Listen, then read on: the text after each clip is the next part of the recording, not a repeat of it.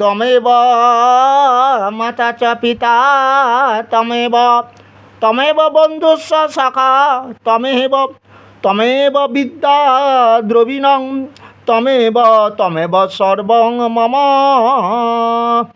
দেব দেব দেব। কে সেই আমার ভগবান?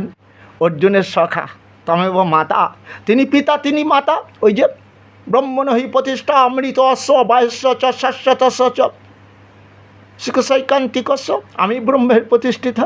তাহলে সেই ব্রহ্মাণ্ড অর্থাৎ ধরিত্রী মাতাও তো সেই তারই একটা অংশ। এই জন্য ধরিত্রী মাতা আমার পিতা। আর কৃষ্ণ পিতা, কৃষ্ণ ধরিত্রী মাতা হলো মাতা, কৃষ্ণ কেন পিতা? ওই যে বলল মম জনি মহৎ ব্রহ্ম তস্মিন গর্ভং দদামহম সম্ভব সর্বভূতানাং ভবতি ভারত। আমার গর্ভধাস্থান এই ধরিত্রী মাতা,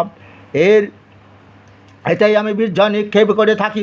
তাই এই ধরিত্রীর মাতার মুখে দেবতা জনিতে দেবতা, মনুষ্য জনিতে মনুষ্য, বৃক্ষ জনিতে বৃক্ষ এবং পশু জনিতে পশু, সকল প্রকার যে জীব আমি সৃষ্টি করলাম, আমি হলাম এদের পিতা। আর আগেই বলেছি আমি ব্রহ্মের প্রতিষ্ঠিতা। তাই এই ধরিত্রী মাতা হলো, ধরিত্রী হলো তোমাদের মাতা।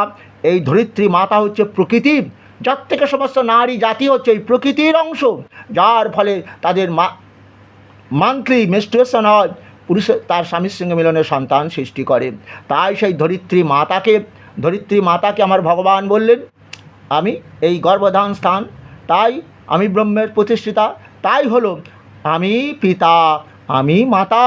তাই তোমাদের শোনালাম তমেব মাতা চ পিতা তমেব বন্ধুস্স সখা তমেব।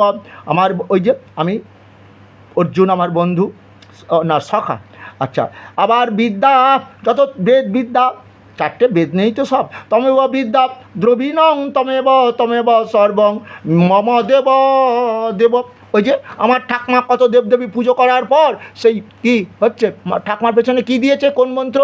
হরে কৃষ্ণ কৃষ্ণ কৃষ্ণ কৃষ্ণ হরে হরে।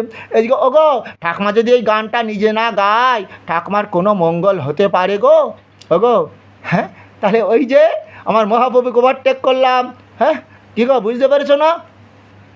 ওভারটেক করলাম, ওসব মানে না, সময় নেই হরিনাম করা, কখন শুনবো? আরে গীতা ভাগবত শুনবো কখন? এইবারে ঠাকমার আজকে আত্মার শান্তির জন্য তার সাধ্য বাসর হরিবাসর তৈরি করে গীতা ঠাকমাকে কত কিছু শোনার জন্য হচ্ছে, কত কিছু আমার নাতি খেতে দিল ঠাকমাকে। কে গো, সে তো পেতা আত্মা, তার পুড়িয়ে তো সাই হয়ে গেছে কান দেহ, সে আবার খেতে আসবে কি করে? তার কি মুখ আছে, কান আছে? এটাই ভগবান বিরোধিতা করে বলেছিল ঈশ্বরের জ্ঞানের কথা আর গুরুর জ্ঞানের কথা যারা মানবে না, নিজ দোষে তারা কষ্ট পাবে। আমরা কষ্টও পাচ্ছি। আমরা ঘোর কলিকে নিয়ে এলাম, গাছ ফল শূন্য, গাভী দুগ্ধ শূন্য, নদী জল শূন্য করে ফেললাম।